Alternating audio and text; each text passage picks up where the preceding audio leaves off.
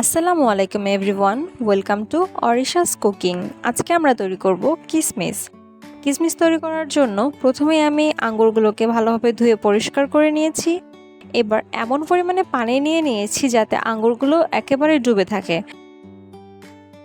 পানিটায় ভালোভাবে বলক এসে গেলে আঙ্গুরগুলো এবার একে একে সবগুলো দিয়ে দিব এবং একদম ফুল ফ্লেমে এটিকে রান্না করে নেব। রান্না করা মানে এটি যতক্ষণ পর্যন্ত ভেসে না উঠবে ততক্ষণ পর্যন্ত এটিকে আমরা সেদ্ধ করে নেব। এবার আঙ্গুরগুলোকে নাড়তে থাকবো যতক্ষণ পর্যন্ত এটিতে বলক না আসে এবং এগুলো সব ওপরে ভেসে না ওঠে। এগুলোর কালার অনেকটাই চেঞ্জ হয়ে সবুজ থেকে অনেকটা ঘিয়ে কালারের মধ্যে চলে যাবে। দেখতে পাচ্ছেন আপনারা কেমন কালার হয়ে গেছে।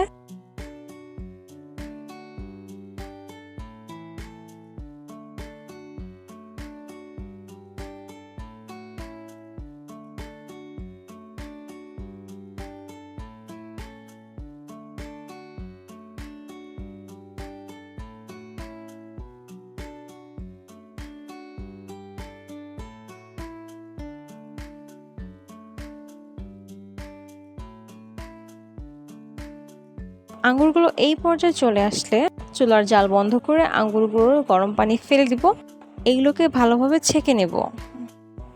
ভালো করে পানি ঝরিয়ে ছেঁকে নিয়ে এগুলোকে একটি টেরেতে নিয়ে নিয়েছি এবং এগুলোকে ছড়িয়ে দিয়ে রোদে শুকিয়ে নিয়েছি। এই তো রোদে শুকানোর পরে 3 থেকে 4 দিন পর আমাদের কিশমিশগুলো তৈরি।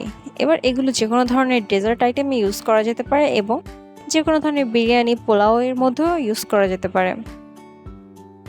এটি বাসায় বানাবেন এবং কমেন্ট করে অবশ্যই জানাবেন কেমন হয়েছে। সাবস্ক্রাইব করে পাশেই থাকবেন। Thanks for watching. আল্লাহ হাফেজ।